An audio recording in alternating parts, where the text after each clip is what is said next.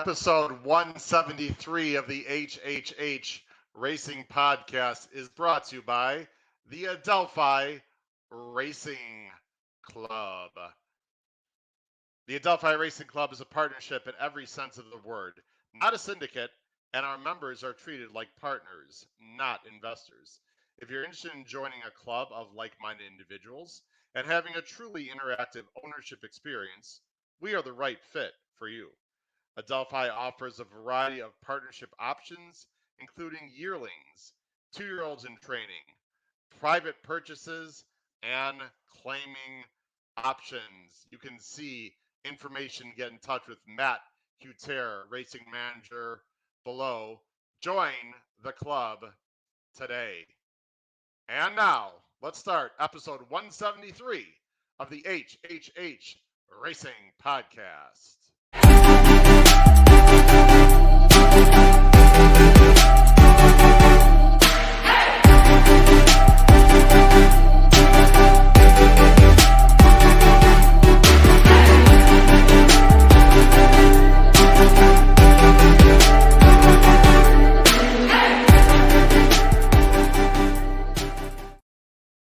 Hello and welcome to episode 173 of the HHH Racing Podcast. I am your proud host, Howard Kravitz. Thanks for joining me tonight on a night I've been waiting for quite a long time because we have two special guests tonight that are absolutely awesome. They're very excited to present a lot of information they have for you. You can follow them on Twitter and a lot of other places. We'll be bringing on these two terrific gentlemen in just a minute. Please make sure you subscribe on the bottom right-hand side of the screen. After you do that, hit that notification bell. Now, I know, at least I'm hoping, we have a lot of new viewers tonight that are fans of our fantastic guests. So if you're new to the show, welcome to the HHH Racing Podcast. Again, we'd really appreciate it if you do go ahead and subscribe to our channel. If you've never watched us before, I really think you're going to enjoy the podcast here. So go ahead and hit that subscribe button. Also hit the notification bell so that you know when new content will arise. And also smash that thumbs up button. We'd really appreciate it. That'll tell YouTube this is a great show. Of course, on my name tag, you can see my Twitter handle at HKravitz. And on the scroll on the bottom of the screen, you can reach me through email, hkravitzhorse@gmail.com.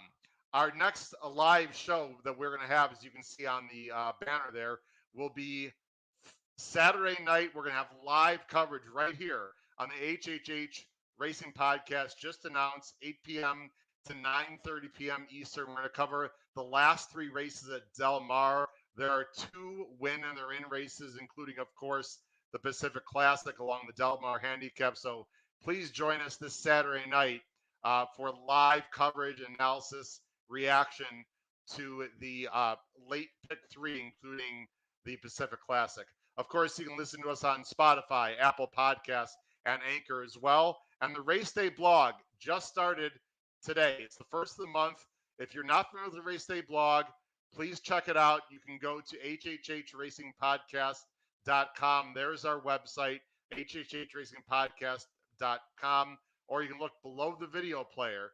It's a great tip sheet. It comes out every Saturday late morning. The ROI is over $2.50. We have smash and pick fours, pick fives, pick sixes, 8-to-1s, 10-to-1s, you name it. It's all documented. It's only $16 for the entire month. And you get it every Saturday. Please check out the HHH Racing Podcast Race Day blog. I know you will not regret it. All right, ladies and gentlemen, we got a lot of people watching. Before we find out who's watching, let's bring on first my great co-hosts from Maryland and from the East Coast Saratoga Special, Pete Bisco and Paul Halloran. Guys, how you doing tonight? Hey, what's up, gentlemen? What's happening? Big show tonight, guys. Big show. We got a lot going on this weekend. It's not just about Del Mar. You got big races at Saratoga, guys. Winning, you're in Kentucky Downs. Anyone that take a little dive in Kentucky Downs today? I saw some prices. That's all. A couple of the races I looked at. Yeah. Oh, well, there'll definitely be some prices. That's for sure. That is a very difficult. It's fun, but it's difficult. Guys, I don't want to waste any more time because we have two fantastic guests that I want to bring on right now. I have met one of these guys in person. The other person I'm yet to meet, but I'm very excited. Actually, no, that's not true. I've met both of them in person. I apologize. I met both of them at Keeneland, I believe, for the first time. I've followed them on Twitter for a long time. They're fantastic handicappers. They bring a lot of excitement to the game. We have a lot of similar styles and the way we feel about horse racing. Let's not waste any time. The CEO of Winning Bred, Dylan Rossi, and his friend, Brady Klotz. Gentlemen, welcome to the HHH Racing Podcast. What's up, guys? Thanks for having us on tonight. Enjoying this. Absolutely. Dylan, how you doing, buddy? I'm doing great. How about you guys? Excellent, man. Welcome. Thanks. Paul Halloran, my co-host. Nice to meet you. Brady and Dylan, it's great to have you guys on. Just for those of you that are watching, I know hopefully we have a lot of your viewers that watch you guys watching us tonight. We decided, Brady, Dylan, myself, we're going to sort of do a crossover thing. So at some point, myself and perhaps Peter Paul, I'm not sure, but I know myself will be on the Winning Bred show. Really quickly, guys, for a lot of viewers of ours who might not be familiar with you, Dylan and Brady, either one of you can start. Just tell a little bit about yourselves and Winning Bred Nation. You want to dive into it, Brady? Yeah, absolutely. So Winning Bred essentially created itself out of thin air. Me and Dylan, we've been buddies for a little over almost 2 years now. And we wanted to change things in racing. We wanted to really create a community that's for the people, by the people. And a lot of things out there in racing are not really geared towards the horse player. And so what we want to do is we want to help people. We want to educate people. We want to promote people. We just really want to build a nice, strong foundation, solid community of horse players like other sports have on other channels, on other platforms. And we're grassroots. We're building this from the ground up. We're working on some software right now, some applications that are going to be coming in the near future. We're going to be doing a lot of shows, a lot of instructional, informative shows to help people really learn how to handicap. A lot of people sell products out there. We want to help people learn how to use them. Yeah, that's what we do a lot here, guys. We do a lot of teaching and explaining. I've got some tutorial videos on my YouTube channel. I totally agree with you. Dylan, do you want to piggyback on Brady's comments there? No, Brady was he's my spokesmodel. That's why he's part of the team here.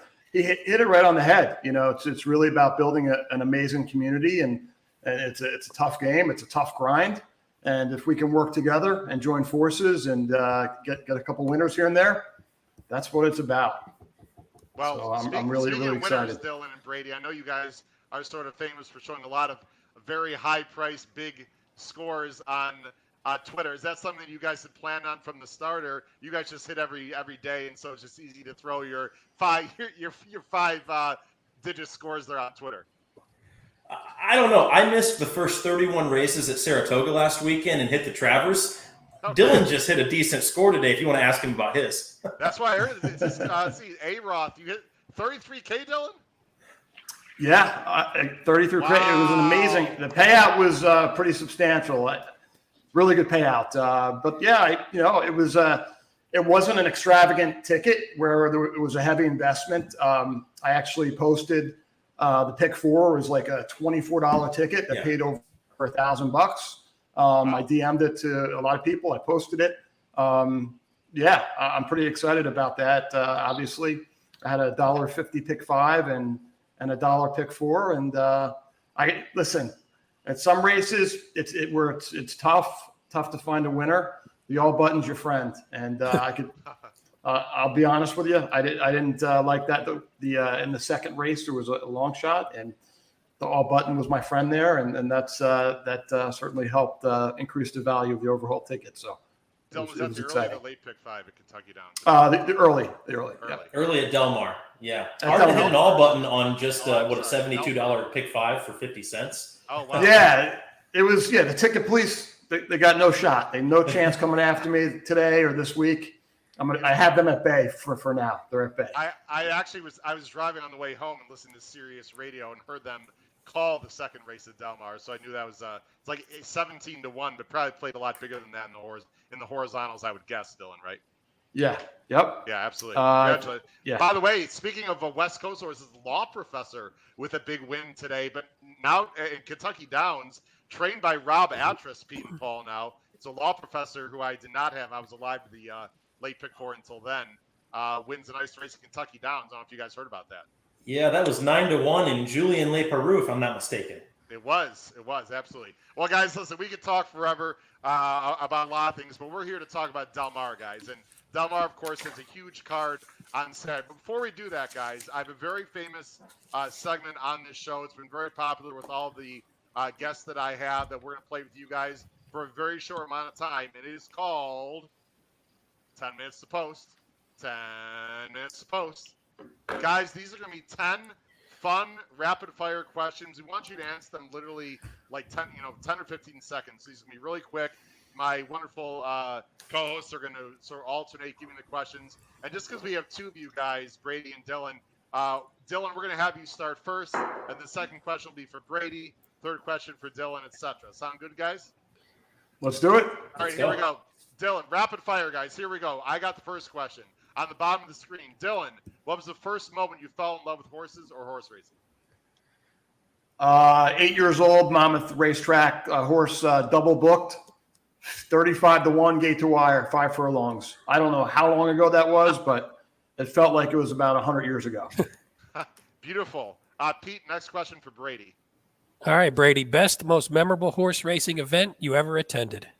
2018 Kentucky Derby Justified Triple Crown winner. My first ever horse bet of my life was a $500 win ticket on Justified because the guy that got me into horse racing brought me to the Derby, happens to be a school teacher and a bartender at the golf course that I play at, and it was all downhill from there.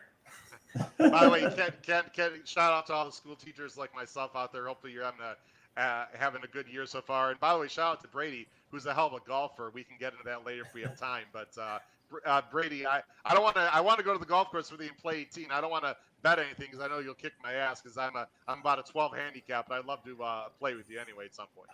I've played 3 times this week, 3 9 holes, and I'm 10 under cumulative. So I'm peaking right now. I'm like third off the layoff. Wow, that's impressive. We had a comment from Nick about that. There you go. Yeah, that's true. The Masters champ. Yeah, I beat him back in 2011, but I'm sure he doesn't remember that. All right, Dylan, this question is for you from Paul Halloran. Dylan, your favorite U.S. track to visit? No, you can read it in. No, you can read. We don't care. Whatever. Favorite U.S. track to visit? I have 1 and 1A. Well, let's say Saratoga, but a very close second is Del Mar. Yeah. And what about where you like to wager best? I would say Del Mar, it sounds like. Place to wager. I guess it would be any track that I have most success at. Yeah, I would say Del Mar, Santa Anita. Beautiful. All right, this question is for you, Brady. I'm going to be reading it. Your best score. Now, you don't have to give a dollar amount. That's none of our business. But the type of bet it was and what track it was at. Yeah, it was my first ever live money contest, 2021 Pegasus World Cup Betting Challenge. Tie to the Sea, 10-1 morning line into Colonel Liam. Colonel Liam into Knicks Go. Knicks Go over Jesus' team. Second place, decent score. Give the amount. Dollar amount. I took down a decent. I took down more than a year's salary. Let's just say that. Yeah, I finished 5th in the Pegasus Challenge last year, so we both have had a lot of. Did you qualify for it next year yet, or are you planning on playing in next year? I'm planning on playing a lot of live money tournaments this fall, including Keeneland. Try to get into BC, and then try to get that Pegasus entry because the Pegasus is going back to the big tournament, the $6,000 buy. Yeah, it's back up to 6,000. Absolutely. All right, Dylan, this question is for you from Pete. The biggest mistake handicappers consistently make. I'm sure there's a few of those we see on Twitter every day. I mean, me personally, it's just going back to the well with a particular trainer that you just we all have our favorite trainers, and trainers run cold, just like it's just the ebbs and flows of life. But yeah, I would say just not even looking at the horse and just setting a wager on a favorite jockey or favorite trainer. I like if that makes sense. Yeah, absolutely. Yep. No, absolutely. Paul, next question for Brady. Coolest celebrity you've met at the track? 2019 Breeders' Cup, Robert Herjavec off of Shark Tank. I pitched him a deal and he said no. I say, Robert, hey, I have this great idea for horse racing, how we could combine my business. Hey, I'll stop you right there, kid. No. I'm like, all right, have a good day, Mr. Hershey. Oh, so it wasn't. I was going to ask you, was it the product or was it the dollar amount? It sounds like it was the product. I didn't even get to share. Like, it was just he was focused on, he was buying some fashion stuff, and I was just like starstruck because that's been my show for years. Okay, well, at least you tried. That's all right. Let's see. This is my question. We got a few more here, guys. This is for Dylan. The bucket list track or race day event you'd like to attend, domestic or overseas, Dylan? Yeah. That's the no-brainer, right? Ascot, Royal Ascot. Okay. Brady and I were contemplating this year. Unfortunately, we had a crazy schedule, but I've been dying. Haven't been to Europe. I had a trip planned pre-COVID, and unfortunately, that didn't come to fruition. But next year, we're going to be there. Yeah, I got a lot of people, by the way, have said Melbourne Cup in Australia, which sounds like an absolute blast as well. That's been a real popular answer. Just to let you guys know. Wouldn't mind being in Australia either. That'd be okay too. Absolutely. Yeah. Pete, this is for Brady. All right. Oh, this is always a good one. Dylan, I want you to answer this question too, by the way. Dylan. Yeah, you both can answer this one. You have to win one race to win for $1 million. Which jockey in history, current or historic, do you want taking them out? Oh, man. Anybody that knows me, it's Irad Ortiz Jr. I mean, Have you seen my license plate? No. You want to? I suppose you don't want to say what it is, but no, my license plate says Irad on it. And the key is that if I get pulled over, and if a police officer is maybe like the steward of the law of the road, that maybe they'll let me get away with speeding. Well, only if you hit another car first, Brady. Yeah, is hurting illegal? You got to smash it into somebody. You have to hit. Yeah, I don't think it'd be Irad. When the big money's on the line, I trust Irad Ortiz Jr. Yeah, I mean, he's really damn good. Obviously, we can say a lot of shit about him, but he's really damn good. Dylan. Yeah, Brady's a young pup. He's still a little bit new in the industry, but Ramon Dominguez would be my go-to. Yeah, he had an unfortunate injury, but man, hell of a race rider. Oh, one of my favorites. I bumped into him in the elevator at the BCBC last year, guys, and he's as nice as everyone says. It's such a shame. That happened on the inner dirt. I still remember the race that it happened on, Dylan. It's such a shame there. Just throughout my real, not going that far back, but in the same genre, God rest his soul, Garrett Gomez for me is right close to the top, guys. His ride on Blame was one of the best rides I think I've ever seen. It was amazing. All right, we got two more questions, guys. This is for Brady, and I believe, is it you, Paul? I think it's Paul, your question. Hopefully you can read this one, Paul. I know you're not great with your English skills here. Could you make the font bigger? Favorite horse? Favorite horse right now, or favorite horse since I've been in racing? Actually, this question was for Dylan, wasn't it? I apologize. Well, they could both answer. They could both answer. Yeah, we can both answer. Go ahead. So I believe an accurate answer is only since I've been in racing, which has been since 2018. And so I've got to go bricks and mortar. Bricks and mortar for me, 100%. Got to see that horse in person 3 times at Pegasus, at Churchill Downs, and at the Breeders' Cup, and just phenomenal, superstar. Okay. Nice horse, Dylan. That's really tough question. Just as far as like a horse I've seen live and in person and the turn of foot, I'm actually going to go with Zenyatta. I'm not saying she's the best filly ever, but just always fired. The closing kick. I could give you a lot of different adjectives and verbs for my relationship with this horse and seeing her. And go ahead. This guy's got somebody else agree with me. No, I was just saying it's way in the back, but that's a Zenyatta picture right there, winning the first classic or the classic that she won. Oh, that's fantastic! Yeah, so that closing kick is just I got chills down my spine every time I see her run.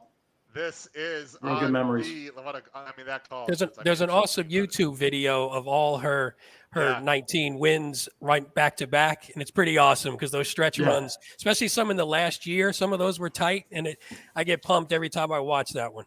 Yeah, I agree. I've seen that video.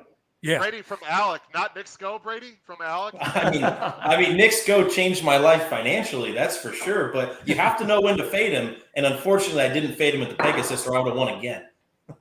Absolutely. Wow. Oh, really? Wow. That's pretty cool. All right. Last question, guys, and then we're going to get into the handicapping. Again, Pete, feel free to bring in some comments. We got a lot of people watching tonight. We really appreciate everyone watching the HHH Racing podcast with, of course, the great winning Bred guys, Dylan and Brady. I'll let you go first, Dylan. Last question. Favorite non-horse racing sporting event you've ever attended? I mean, I'm a big Dolphin fan, a Marlins fan. Yeah, I'm a Florida guy. Yeah, a football game any day of the week. You have a specific event, a specific game they bring in mind?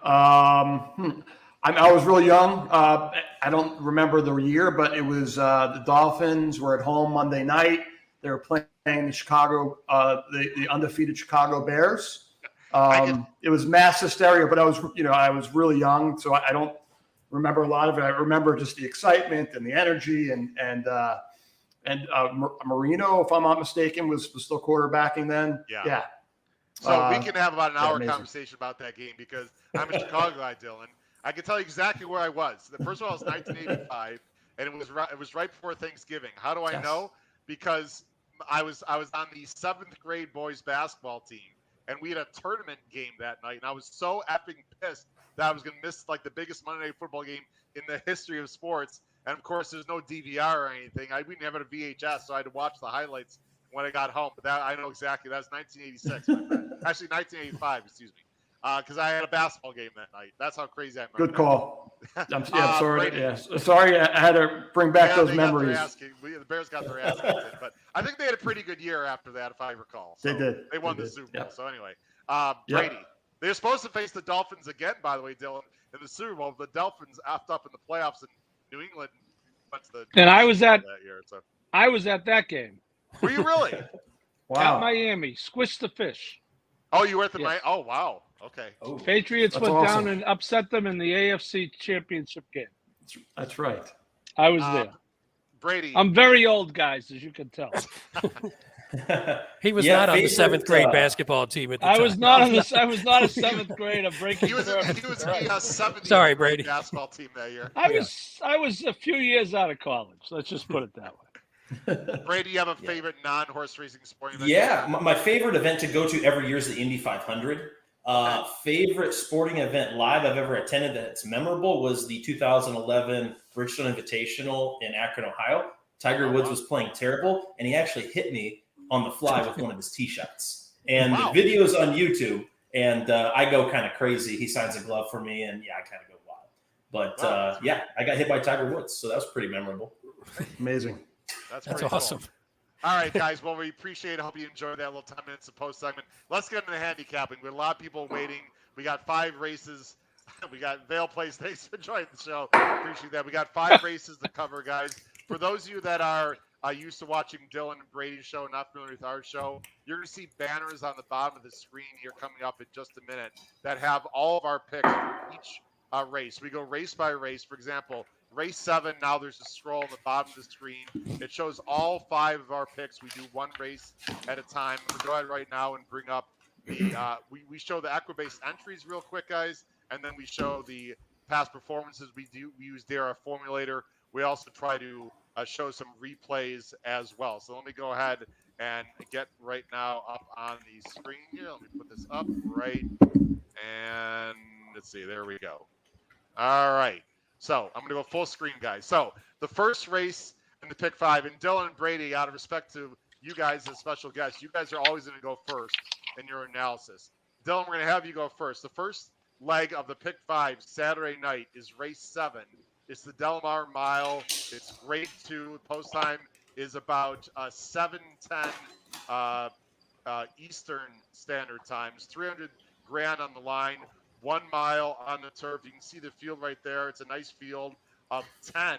Pretty wide open. The Moorline favorite, who's on a roll right now, is number 5, Hong Kong Harry, for D'Amato and Pratt. Dylan, it looks like you are going with Hong Kong Harry to start out the pick 5. Yeah, so I didn't have a ton of time to handicap these races, and I apologize, but I know a lot of these horses. So that's what you got Brady for here, right? Yeah, exactly. I thought Astronaut was interesting in this race. You want just one horse, correct? Whatever you want. Go ahead. You're diving. I thought my friend. Astronaut is run well, fresh, lightly raced for being a 5-year-old. Has obviously some back class. I thought the closing numbers were I would say top 3 in the field. Outside post, not a huge fan of that. But I think this horse, based upon the works, I think. By the way, I'm a big workout guy. I look at the workout reports, and unfortunately, a lot of the workout reports from Bruno and DRF, they come out the day of. Yeah, exactly. But just on looks here and looking at some of the past couple works, this horse is sitting on a big one, and obviously the price is going to be right. How do you feel about the layoff and the turn back in distance, Dylan? Both those things sort of held me astray a little bit. Yeah, no, I agree.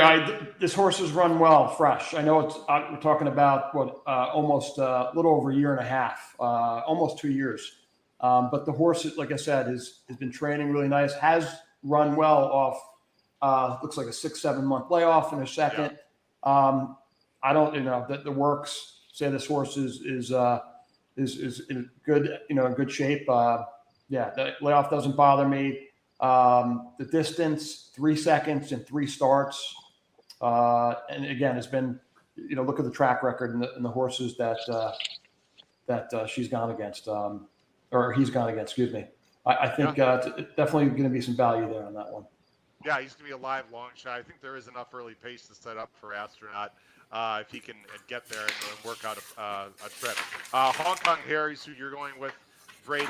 I wouldn't say this is the logical favorite because there's a lot of horses that could win this race. This horse has done absolutely nothing wrong at all. 3-1 morning line for a pretty big jockey change. Although Vasquez is good, but going to Pratt, I think can't hurt you.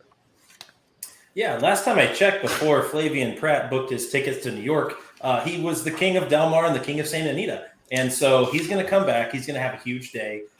He's going to get overbet probably, but he's probably going to win 3 or 4 races on Saturday. Let's be honest. Hong Kong Harry's going to be strong. Phil D'Amato's been strong all meet. I know him and Doug O'Neill and Bob Baffer are all vying for that leading trainer title, and D'Amato's got a lot of good chances this weekend to take that. A lot more mounts than the other 2. And so Hong Kong Harry was my top pick. I did like Pratt getting back up aboard. I like the trip that I see this horse sitting. I think there's going to be a little bit of pace in this race with the horse just at his outside Goliad in the 6. I believe Juan Hernandez is going to take that horse right to the lead, as that's the way that this horse needs to run to win. And so Pratt is just so good at not getting his horses into trouble. And so when I'm trying to handicap a race from, finish back to the start on where do I see this horse positioned the entire race, I see this horse positioned in a spot to where there's no excuses. And therefore, I expect Hong Kong Harry to get a nice trip. Besides the jockey upgrade, we're coming out of a grade 2, we're coming out of a grade 3, we're turning back in distance by 1/8 of a mile. I just think it's all systems go for this Hong Kong Harry horse. I'm not willing to single the horse. Maybe the odd chance that Goliad gets loose in the lead. Everything that Juan Hernandez has been riding has just been an automatic upgrade for me all meet. That dude is having a fantastic meet, and he's aggressive. And, he's really filled the shoes. He's not Flavian Pratt 2.0, but I'll tell you what, he's my favorite rider out west right now in Juan Hernandez. The horse that I think that can kind of upset a little bit is this Kafkin Peak, D'Amato, the other D'Amato with Rispoli. I felt like there wasn't a whole lot of difference between Kafkin Peak and Hong Kong Harry. I feel like if there is that extra pace, Kafkin Peak is going to have the jump on Hong Kong Harry and pass him in the lane. And so I felt like the 2 D'Amatos were inseparable and a little bit of Goliad for me on the lead. So Brady, you gave such a great analysis. Didn't want to interrupt you, but Pete, you and I both have Kafkin Peak on top. Now, something Brady and Dylan, I talked about this a few weeks ago on my show. I've just decided to start handicapping every card without the morning lines, and it's actually been helpful for me. I was hoping Kafkin Peak would actually be higher. Pete, I don't know if you felt the same way, but I want to watch the last race that ran in the Eddie Reed. Kafkin Peak is the 11, and Hong Kong is the 9. And I thought Kafkin Peak had more trouble. I'll let you talk about this race as we show it, Pete. Yeah, I mean, when you watch the start here, you'll see when they break, but they both get banged around pretty good. You see the outside horse comes into Cathkin Pete, and Hong Kong Harry takes the brunt of that too. But Hong Kong Harry was able to at least get a little bit closer and get a little bit of a better trip, whereas Cathkin Pete keep calling my own name, winds up sitting dead last, and I think just left himself a little too much to do. There's also a study there. There's also a study. Yeah, there. I think there's a study. Cathkin Peak is really rank, isn't he? Look, he just couldn't settle this race, Pete. Well, I mean, once you get one of those, and you never know what it's going to do to a horse when they get knocked around like that. So I'm sure it knocked him off his game a bit. Yeah. Plus, now he's stuck in the back, and this is a horse that seems to run better. A little bit off, third, fourth over, fourth position, not necessarily this monster closer from way back in the field. Right, so he's there. Hong Kong is going to get the jump right here in the sort of the yellow. And here's Cathkin Peak, who already steady. And then right here, he's a little bit tight there. I thought Pete had an angle, and now he's going to come up the inside.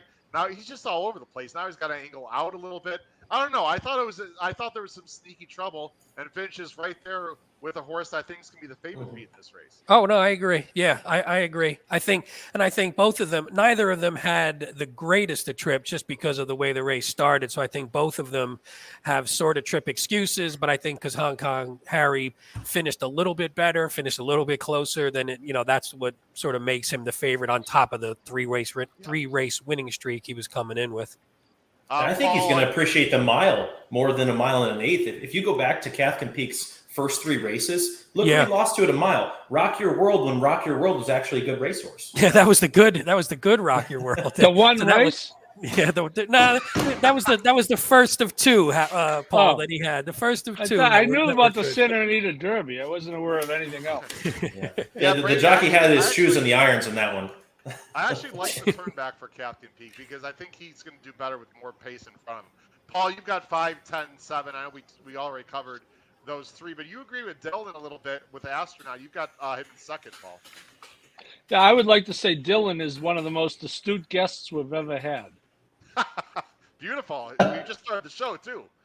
Any thoughts? No, I think the only question, I think that off the layoff cutting back, my only concern in the post position, I think the 10 is more of a board horse for me. I mean, I'm going to use him as a B or a C in the pick 5, but I do think, I don't think he went off form. I mean, he ran in the Breeders' Cup Turf, losing to Yabir and Broome, and then he ran in the Hollywood Gold Cup, which he did not run well, but Acclimate was in that race, would be very tough in this field. So, and I think Sheriff's off the layoff is just fine, as Dylan said. So I'll be using him defensively in the pick 5 a little bit and underneath and in the race itself. All right, let's go on. Excellent analysis. It's going to be a really interesting race. I think Goliad's going to go to lead, guys. We'll see how far Goliad can take them. Let's go to race 8. Now, race 8, I don't know what, Dylan, I don't know what you and Brady thought. This race to me is tricky, real tricky race. This is an absolute spread for me. And based on some of the picks you guys threw out there, I'm guessing you guys agree. This is an allowance optional claiming 40. They're going 7 furlongs on the dirt. The claiming tag optionally is 40,000. You can see the field here. It's a nice big field of 10, and it's a very soft morning line favorite with the number 5 red line for Sadler and Johnny Velasquez, who just got his 1,000th win at Saratoga, flying across the country for this big day. We'll go to you first, Brady. You've got the 1, Mr. Impossible, who obviously you think is a very possible winner on Saturday. Yeah, I just think this horse woke up all of a sudden. Last time, or 2 times ago, he had to face the Chosen Braun, defunded, and Classier. All of a sudden, we get Raspolia board next time out, going back to Hernandez. Hernandez, I think, probably saw something in this horse that went wrong last time. Wants to be on this horse again. Maybe we were in a little too deep of waters in the Affirmed because it was a grade 3. Now we're coming back to allowance company. We're going 7 furlongs. And a lot of people hate horses that aren't going to be on the lead from the 1 post. I don't necessarily always buy into that. I think this horse is going to see a nice trip and sit 3rd or 4th and then pounce at the top of the stretch. I like the price mainly because I didn't like the price on the 5. Johnny V's definitely flying across the country to ride Country Grammar and a few other mounts. in Redline. But this was a favorite that I didn't want to beat me, but I didn't want to necessarily leave him off my ticket either. I figured Ronis Racing would just give Flavian Pratt all their winners on Saturday if they're going to let him ride Flightline. And so I definitely won the one on top, Redline, as kind of a backup or a saver. And then my upset hope is the 10 disc jockey. And if you follow horse racing, Brady, sorry to interrupt you. I just wanted to show the last replay real quick at the end of the race with Redline. Redline and Ellie, Ellie was a decent jockey. I mean, she does a nice job, but she's not Johnny V. Redline, who's right here, I've highlighted in the Horonis Silks, was in like Indiana on the top of the stretch here. I mean, I know sometimes the outside posts are not bad, but Brady, this is silly wide. I mean, this is ridiculous. Mm-hmm. Yeah, no, I mean, and to run second out of this effort is phenomenal. I typically like betting Johnny V when he's going to be on or pressing the pace. I think he's a better jockey when he's aggressive. And so the only horse that I think that's ever won for me off the pace with Johnny V was Sister Charlie. So I kind of am a little bit biased. He's kind of my nemesis. I was a Tiz Law supporter and I was a Mandaloon supporter. And so he took those two derbies from me. And so maybe I'm a little bit handicapping biased. We all fall in love with horses. We all fall in love with jockeys, and we all have those horses and jockeys that typically beat us when we, need to single a horse. Yeah. And so I'll get to disc jockey down here. This horse has ran all over the place. He's been with Saffie Joseph. Now we get Peter Miller. And I'm thinking if a horse is going to wake up, it's going to be with Peter Miller. It's going to be at a price. I think you're probably going to get higher than 5-1 on this horse come race day. And if he can find some of that previous form that he used to show at Gulfstream Park, all it takes is one race. And so when I'm handicapping a race for a price, I look at what is the horse potentially capable of running in his back class. And if he runs that race, is it good enough to win? And I think so. Yeah, he's off the claim. Definitely stepping up, turning back. He's interesting. Dylan, I got to tell you, young man, I like your pick. Now, I don't have the two in my top three, but you know what? I don't love a lot of horses in this race, including even some of the ones I first, second, third, because frankly the favorites don't do a lot for me. I do like the jock change with the 5. I just think he's the best. You're on the Sunrise Journey for Ioso, who just won, I believe. Now you didn't take him because he won that second race today, did you? You got that one race 2 to Del Mar today, right? Am I correct about that? I think. No, I capped this before that race, but okay. Yeah, anyway, in a race like this, speed of the speed, right, Dylan? Yeah, it's I don't know who else is going to go 22. There's not much pace in this race. I think it's you mentioned in the beginning that this is one of those wide open races. I'm not a huge fan of a race like this basically in the back end of the card. But with that being said, this horse's speed is speed. He's I mean, to claim this horse for 22.5, that would have been an amazing claim. Then the second time with Steve Knapp, he runs a 90 buyer and opens up. It's some most when you look at races like this, claiming races, at times it could be just as simple as pace, and I believe that's what it's about in this race. There's no other. Maybe the outside horse, horse that Brady likes, I guess, for second or third, disc jockey from the outside post, but I don't see anybody. If the 2 breaks clean, I think he's gone. Okay, I think the 6 might actually show some speed, and maybe the 7 also. I like the 2 more underneath, but I do like the opinion overall, Dylan. I like the creativity because, Frank, and I believe he's going to be more than 6-1. I think you're looking at more like 8 to 10 to 1, Dylan. Don't you think? I don't know about 6 to 1 seems low to me on this horse. The workout reports are going to the DRF workout reports are going to come out, and I have a feeling that last work is going to be a B or B plus. Yeah. I think this horse is going to be within 6-1 to the 8-1 range. Yep. Okay. Paul, let's go to you real quick.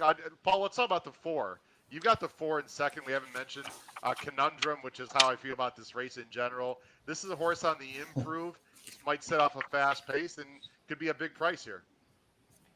Yeah, I think that's exactly it, Howard. I do like Dylan's pick. I just checked Steve Knapp. It's a good move for him. Off a win in a dirt sprint, he's 17%, which is higher than his percentage overall. Yeah. And I do think he's going to go. I will say I think Redline is going to be closer than second to last in this race today. Pardon me, this race on Saturday. But back to the 4, 2 for 2 at the distance, 1 for 2 with the third at Del Mar. Bravo has been on the horse consistently. He looks like he can sit that trip where he's not too far off and have a kick at the end. And I really like him to be on the board in this race. By the way, we have Terry Finley from Mr. Finley. We really appreciate you being on the show. Paul, did you talk to him this meet at Saratoga? I crossed paths several times. I did not talk to. I have talked to Terry before for stories, especially regarding New York Breds. He is a terrific guy, and if you want to talk about someone who's good for the game, you can put him right near the top of your list. Well, Mr. Finley, we really appreciate you listening to the show. And speaking of which, we're going to try to get some people from their organization on because they do a great job. And they also got their 1,000th win, also, correct? Paul, this year. They got it at Saratoga. They got it at Saratoga last week or the week before. All the Saratoga weeks are running together for me at this point. I've reached out, Pete and Paul. I've reached out to Jason Blewett, who I've met a few times. Jason's terrific. He's terrific. Great dude. Of course, we're gonna try to get him on the show. Dylan and Brady, you guys know any of the West Point guys? Yeah, I know Jason's. What a great guy he is. Saw him up at Saratoga last weekend. Okay, great guys. Pete, real quick about the 9 Exalted. I mean, I hate this 4-1 morning line. I didn't know. I mean, I guess he can win, but he's 1 for 8. You know, I've got him second. Like I said, I don't even love my own picks in this race, to be honest. No, it's funny usually I go through and I flag the horses I think have a possibility to win. And when I got to the end, I had 8 out of the 10 flagged. So it was a complete toss up race for me. A couple things I liked. Obviously, I liked the pickup of Pratt, and I assume that's where that's going to sort of cause the odds to drop a little bit. One thing I liked, we came off pretty obviously a year-long layoff, came back right into a grade 2, and actually ran pretty well against American Theorem, who's come back to really flatter that race. And then in that last one, he dropped down and in that he was way too far back, and the winner, Kid Corleone, got away on the lead. So there was no chance of really catching him by the time Exalted got going. So what I'm hoping for is Pratt, and sort of Brady alluded to this earlier. Pratt's great at he's going to get his horse in the mix. He's not going to keep his horse too far back. He generally knows what he's got under him. So I think this one, and I was hoping for a little bit more of a price just because the last 2 didn't look great on paper. But if this one floats up at all, or even at 4-1, I'll take it. But I think Pratt can get this one closer and actually then sort of go back to the prior form a little bit. I just think that last race was just, you can't come from that far back when you're chasing a horse on the front end that just gets away like that. One last thing I just want to mention, Brady, I don't want to poo-poo your pick, but we deep dive on this show, as I'm sure you guys as well. We like to talk about a lot of stats. Number 1, Mr. Impossible, who is off that layoff. Simon Callan's actually not bad, 6 to 12 months. He's about 12%, but I went deeper into the stat, 8 to 13 months. So if you go out a little bit further, he's only 1 for 19 lifetime. So again, I'm not saying people should bet Brady's top choice or bet the 1, but the further the layoff is, my point is the longer the layoff, the worse Simon Callahan does. That's probably the case for most trainers, right, Brady?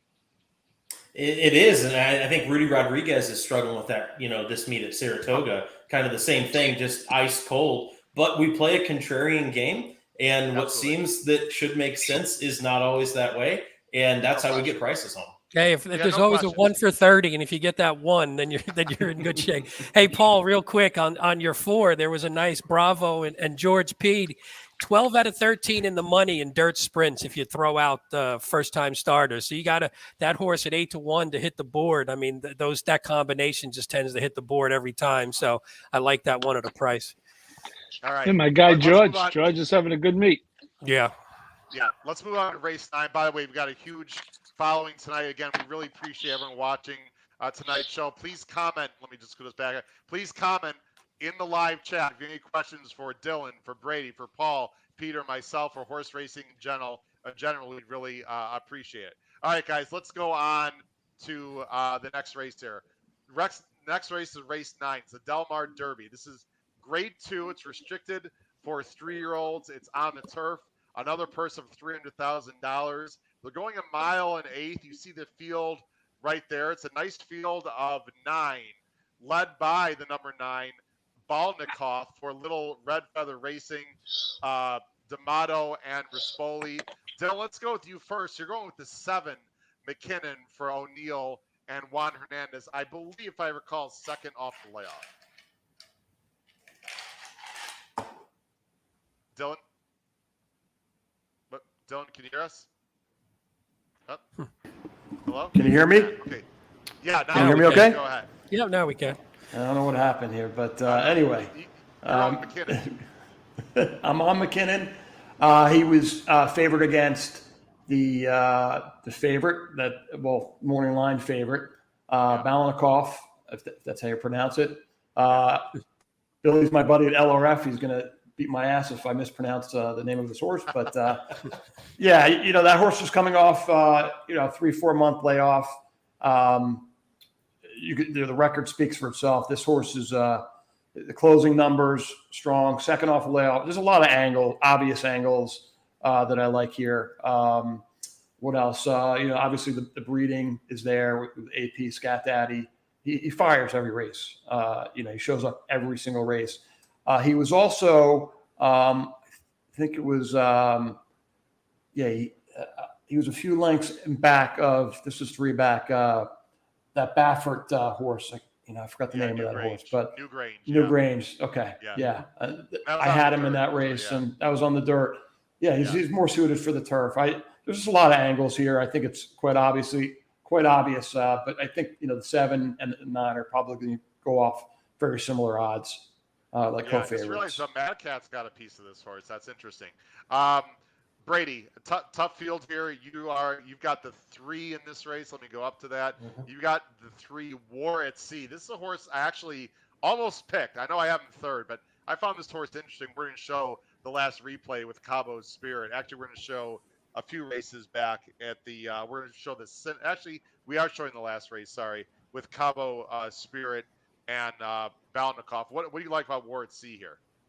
Yeah. I like War at Sea because of a few reasons. Look at the configuration we're going. We're going 1 mile and 1/8 from the inner chute.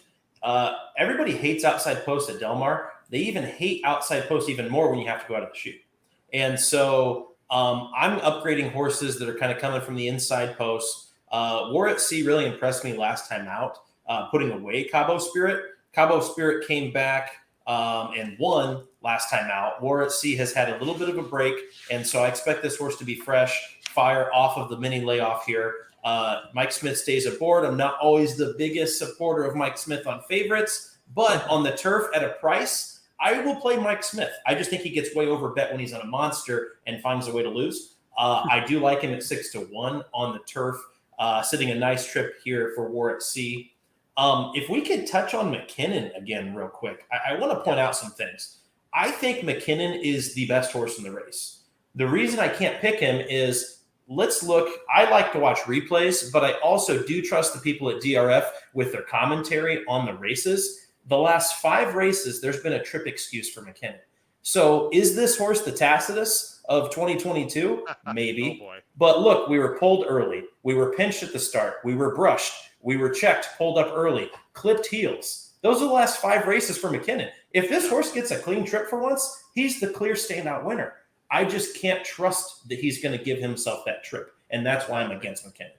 That's the thing. I mean, you're damned if you do, you're damned if you don't, Brady. So you see trouble, and then you say, well, if he doesn't get in trouble, but maybe he just tends to get in trouble with good jockeys too. That always, maybe he just doesn't have that turn of foot that he needs. He's a little more one-paced. But he gets in trouble and he still almost wins. Yeah, no, absolutely. He's definitely a use here for sure. Pete, you are going with the 1, as am I. We just showed the replay of Cabo Spirit. What do you like about Cabo Spirit on top here, Pete? Yeah, I think one of it was I liked that came back off nothing big layoff, but a few months layoff and gets a nice win. Again, that race against War at Sea, I thought Cabo Spirit had a little bit more to do. I thought War at Sea had a little bit of a better trip. I think they're pretty even in my book though, so I don't think you can go wrong either way. And then I like the paired up lifetime buyer top. So this one, it was on the dirt. So they started the year on the turf. It wins. It runs a real nice race. Then they get a little, they get a little derby happy, like some of these owners and trainers tend to do. Doesn't run that bad. I mean, well, a second by 15, but still doesn't embarrass himself. But then the next 4 look a little sloppy. We always talk about this on here where you get the dirtied up form a bit.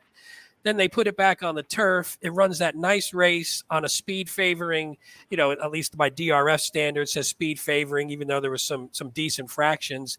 Takes the layoff, comes back, another co-buyer top. Now I feel like there's probably hopefully a move forward here. And if we get a move forward, then I think this horse pretty much fits and is as good as anyone in the race. There was a couple George P. stats I didn't like. He was 2 for 25 in graded stakes on turf and 1 for 10 in graded stakes on the Del Mar turf. But like Brady said, all it takes is that one to sort of swing that around. And hopefully maybe you get that baked into the price a little bit. Yeah. Matthew asked about slow down Andy. The answer to that, Matthew, is no. No one likes slow down Andy, but he's a real nice Bred, but stepping up in class there. Paul, not too much to say. We've all got one. You've got the 3 and 5. We touched on them. Is there enough pace in this race to set up for the one? Obviously, you think there is, Paul, or you think it'll just and as usual, my friend Pete makes a very good point. The Kentucky Derby is a drug like no other drug if you're in horse racing. And if you take out those 3 races when they, if you have a 3-year-old who can compete, you got to try it. But you take out those 3 races, and this horse's last 7 races look like 7 starts, 3 wins, 2 seconds, 2 thirds, all 7 on the board. So, Ron Lombardi, who owned Firenze Fire, who owns a very good horse called Andiamo a Firenze, a New York bred who won last Friday, he was talking about that after the race, about, putting Firenze Fire on the Derby trail. And he said, if you got a shot at the Derby, you got to do it. And of course, Firenze ended up being a tremendous sprinter as this horse, Andiamo or Firenze, could be. But, I think you just take those 3 races right out of the picture, and this horse fits very nicely. Yeah, Dylan and Brady, just in case you guys, I'm assuming you don't know, but Paul Halloran writes for the Saratoga Special, so he covers a bunch of races during the Saratoga meet. And so we get a lot of insight from trainers and jocks and whatnot. It's great. One of the great things of having Paul on the show. Real quick, Dylan or Brady, on Balnikov. My first thought, guys, is that he wants to go a little bit shorter. Although when you go back to his form in France, he went 1 mile and 3/8, a mile, or a mile 3/16. But I don't know if you guys noticed in that replay, Brady and Dylan, but he looks appreciably smaller than War at Sea. So I'm not saying he can't run the mile and 1/8, but he sort of seems like that Euro that might be better in like a mile race where he can show a quicker turn of foot. I just don't know if he's best a mile and 1/8. You guys have any thoughts at Balnikov, a mile versus a mile and 1/8? I think it's to be determined. I look at his previous races, and he definitely fits with this group. If we go 3 back to Churchill Downs, he went 1 mile and a 16th on a turf course that a lot of people have had much criticism over, and barely lost a stolen base that day. Thank goodness, because I didn't have him in the pick 5. But so thank you to Stolen Base for winning that race. But I'm willing to take a shot again here. I don't appreciate the outside post. It seems to be everybody's con of Del Mar is you don't really want to be outside. And so Rispoli can sometimes work some magic on the turf. I think we're going to find out. A lot of people think, a horse can't get the distance until they try it, and which we'll get into in the next race. Oh, you think that's going to come into play in this next race? Guys, I'll be honest, and we have a bit of a we have the president of the Flightline fan club right over this direction, a few races over, and you guys, I'm actually joking. You'll find out why in a minute. I've been waiting for this race for a long time, guys. I think most people are, and Paul, we've been waiting for a long time because this horse doesn't run very often. So that, as I'm sure you're going to bring up, but guys, the story here, as I go and switch the screen, is obvious. Flightline is a really exciting horse, one of the most exciting horses in my lifetime. So Brady, we don't have to, we can go pretty far back. It's still one of those horses. I go ahead and switch over to the Pacific Classic here. We all know it's $1 million. It's the premier older handicap race on the West Coast. For 3-year-olds and up, they're going 1.25 miles. It's a very demanding on a surface that can be demanding. Of course, we all know, as I bring this up on screen right now, there we go. We all know the huge morning line favorite, 1-5, for a horse that has never gone past 8 panels. Now has to go 10 panels for Sadler and Pratt. This is just one of the most exciting horses we've seen in a long time. Dylan, you're not messing around. Flight line and move on, right? Yeah, pretty much free square, pick 4. The only thing, obviously once in a lifetime, right? That we're all a part of historically. Yeah. 2 turns, first time 2 turns. Who knows? Yeah. You just it's not 1.16 miles. It's 1.25 miles. It's some serious distance and first time going 2 turns. So this is good. If Flightline wins, he's going to go down top 2 or 3 horses ever. Wow. Wow. I'm a little bit younger than you guys, so easy, guys. Ever. Paul, are you still alive over there, Paul? Are you still ever? A mile and a quarter is so demanding. Yeah. In my lifetime. My lifetime. Okay. You guys got a couple of years on me. A couple of years. Maybe. How if you're 8? Okay, all right. Easy. That's a statement. Break it up easy. I knew this would get heated right now. Break it wow. up. Hey, over at Winning Bred, we take strong opinions and we handle it. Absolutely. That's the name of the game, Brady. And you and I are on the same team here, buddy. If Flightline wins this race, 1.25 miles, I'm telling you that is no easy feat. This is serious distance. I would agree. Here. And then if he wins the Breeders' Cup Classic, we could start talking about. All right, we can have the conversation. Top 20. Yeah. Yes. Okay. All right. So Brady, I got to put everyone back on screen full. Brady, young man, sir, I almost did what you did. I have to say, I almost did what you did, and then I came to my fucking senses and says, who is going to push this horse? That's the thing. If there was other speed in this race, Brady, I would really, really like Country Grammar more than I even do, and I am using it, by the way. I'm using my pick 5. I'll get into my analysis in a second. But here's the thing, Brady. Who is going to push Flightline? Now, do you think someone's going to push Flightline, or do you actually think he can't get the distance? That's my big question for you, Brady.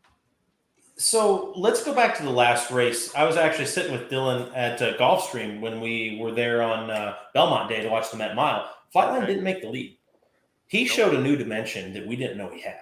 Let's just rewind the tape about 9 months. We thought that this horse was the best sprinter in the world. Okay, so he passes the test at the sprinters. Then he goes to the Malibu, wins. Oh, maybe this horse will go to the Breeders' Cup Mile. Then he wins like that in the Met Mile, passing a horse sitting off, uncomfortable. Pratt almost lost the race twice, I thought, and he still won by open lengths. Okay, now this horse is going to the Breeders' Cup Classic. So look at the evolution of how our opinion on this horse has changed. He's incredible. He's a once-in-a-lifetime type of horse. We still have to see if he can get that 1.25 miles.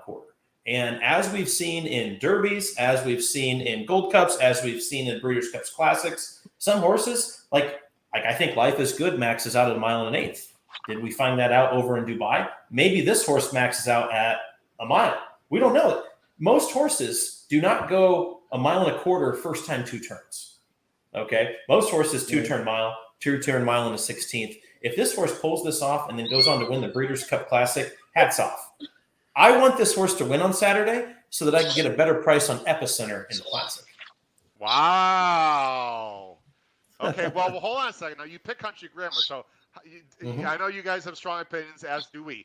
Give me the scenario in which Country Grammar wins. What I believe is that Johnny Velasquez. Let's go to Country Grammar here.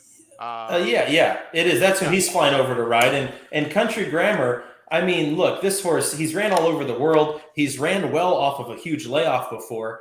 I think Stiletto Boy tries to do what he should have done in the Pegasus, which was go. But unfortunately, or he didn't want to go with Life is Good, nor can anybody else. I don't know. We'll see what Pratt does with Flightline here. I think if it's anybody, it's Stiletto Boy. If Flightline can't get the distance, that's my backup of Country Grammar that I know can get 1.25 miles. And so I'm a huge backer of horses that have proven themselves at distances. And, you know, if we go back to Santa Anita in the Gold Cup, mile and a quarter, no problem. And so he's done it. He's done it over in the UAE as well. And so this horse, like Epicenter, like Nest, they just like these longer distances. And, you know, like in the Breeders' Cup Marathon, you know, Lone Rock and, Rocketry and a couple others, they're specialists at this. And so Country Grammar is a long distance specialist. If Flightline just stops, this is the horse that's going to beat it.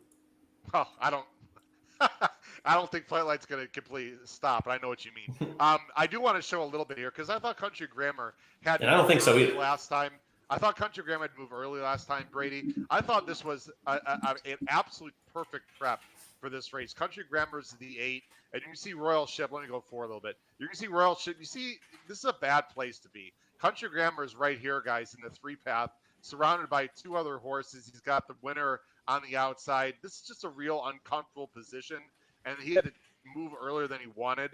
I think Country Grammar, I'll just stop it right there, but Brady, I think Country Grammar is going to sit a great trip. The question is someone else going to put pressure on Flightline? That's my issue. Correct. And the other thing I'll say about Country Grammar is I don't have a stat to back this up. It's just an observation of mine in me following racing for the last 5 years. When a horse ships back over after a race or two from overseas, Middle East or Europe, typically their next start after that is not their best effort after shipping. So just an observation of mine. Oh, we have that actually that's a bit of a fallacy that's been put to bed, but I don't want to have the argument with you now, Brady. I heard it used to be an issue. Maybe it's just the horses that I'm backing. Well, I mean, generally speaking, you're correct, but it used to be a much bigger issue. There's horses that have run off the street coming back from. I understand your point, Paul. Let's get to you, Paul. You agree with Brady. You're trying to beat Flightline.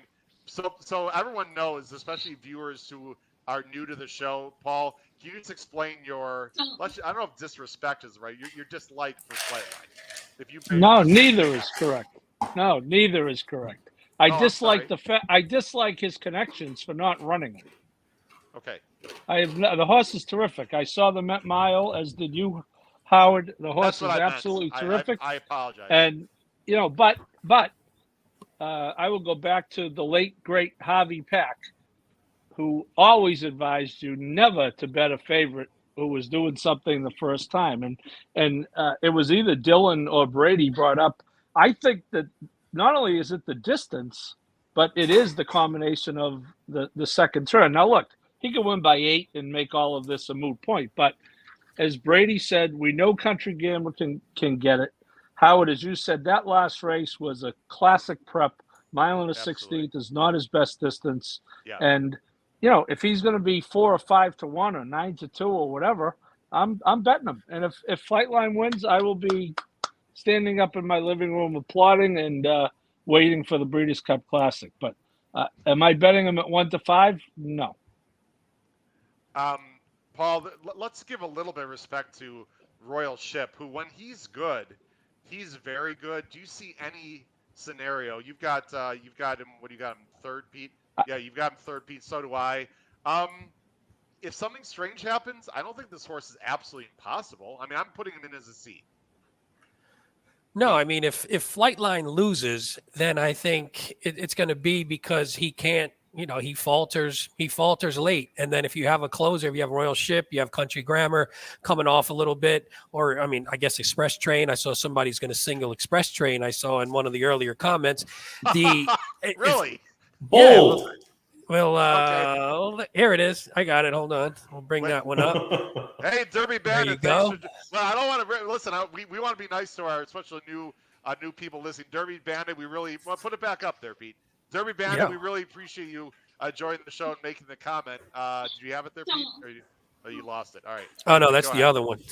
That's the other one. Go ahead. I think, it's one of those where you're counting on Flightline to fade. And if Flightline fades, Royal Ship just ran a beautiful race against Country Grammar. Yeah, Country Grammar wasn't at his best, but Royal Ship still fired. And Royal Ship has fired big ones in the past, although usually not at Del Mar. That's why I didn't have him on my ticket in that last race. But, if he's in form and if Flightline somehow falters, then why not Royal Ship at an even bigger price than Country Grammar? I like Country Grammar better, but I wouldn't.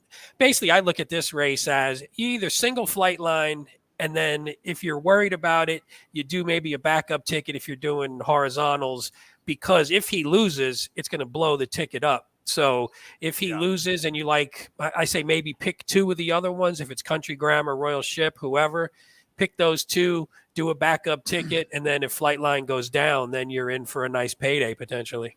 Yeah, listen, Derby, you're absolutely making the right point. And Derby, I like to take stands too. I've had plenty of crazy opinions on this show. So, Dylan, Brady, I'm right. You guys see me on Twitter. It's amazing. You throw 20 to 1 shots out there, and I shouldn't say throw because I know you guys deep dive like I do. But you have some balls, you take a stand, and the horse doesn't do well. And then you pick a chalk, and they say, why don't you just have some balls to take a stand, and that doesn't come in. So listen. I've always thought, like you guys, if you have a sharp opinion, I don't care if it's 9-5 or 30-1, give that sharp opinion. Let the bettors out there and the knuckleheads on Twitter, let them make their decision. And look, all you need, if you like 8 to 10 to 1 shots often, like I do, you only have to be right once out of 5 or 6 times, and your ROI, which I track on my blog, guys, which is 250 plus, is off the chart. So we have no problem picking favorites. Derby Bandit, I'm not ripping on you, buddy. I like your pick. I don't think it's going to work out for you, but I like your balls there. Guys, if Flightline loses, this pick 5 is going to just absolutely explode. So we got to talk about this before we get to the last race. Dylan and Brady. Dylan, you on Twitter, you tend to show more like caveman tickets. I don't know if either one of you use ABC Ticketmaker or play ABC or not, but how do you guys like to structure your horizontal tickets? And if you do use ABC method once in a while, what would you do in this race in particular on Saturday? Brady, why don't you answer that? Yeah, I love the ABC format of doing things, and sometimes I don't have a seahorse, or sometimes I have like an A and an A minus, or a B and a B plus. Sometimes I don't get to the Bs. Me and Dylan have contrasting styles of play. And so Dylan will find that 23 to 1 shot like he did in race 2 today at Del Mar. And I'm more of the guy where I will I'm a lot more formful, I guess, of a handicapper. I have a harder time getting to those prices like he does. Dylan's really good at maiden. He's really good at workouts. I'm not good at reading breeding or reading workouts. So I typically gravitate to the bigger races with the biggest pools. And Dylan's over here scooping pools. And so I'll be very skinny in all of my tickets. I will play for a higher denomination, and I will lose more than any other horse player in amount of bets. But when I hit, I actually hit big. And so, for example, I played horizontals all weekend, Thursday, Friday, Saturday at Saratoga. I didn't hit one until I hit the try ice cold in the Travers 200 times. So that made up for the whole weekend and paid for the whole trip. In this race, Flightline's a lone A. And I honestly don't think you can credit any horse to being a B unless it was Country Grammar. I would have Country Grammar and Express Train as probably B minuses, maybe it's C pluses. That's how I do it. Okay. Listen, there's nothing wrong with big press ups. It worked out. We had a live show last weekend, and we had a $35 pick 4 on Travers Day. I saw that. Was that at Hawthorne? We had our first. It was really cool. Myself and Matt Miller, who won the BCBC last year, good friend of mine. You guys turned like $1,000 into like $5,900. Yeah, Hawthorne invited us out there. We had our first live show in OTB. It was a lot of fun. Yeah, we turned 1,000 to 5,900 with really only 2 scores. Matt's big pick 4, and then my big try in the Sword Dancer. I mean, really, other than that, we lost some of the other races. But again, like you guys said, you only have to be right once or twice, and you can hit big. So congratulations to both of you guys, especially Dylan, today on your score. Guys, let's get to the last race. Again, what's going to happen here is Brady and Dylan, we'll talk about the last race. We'll let you guys go, and then the 3 of us here on the top of the screen will talk about our pick 5s. We appreciate you guys are already been on longer than we expected, but we love talking horse racing, right, guys? I mean, so that's what happens. The last race, as I go ahead and bring it up on the screen that we're going to discuss here, is the last race, of course, of the day. And this is a win and you're in, guys, which I had to look up to double check.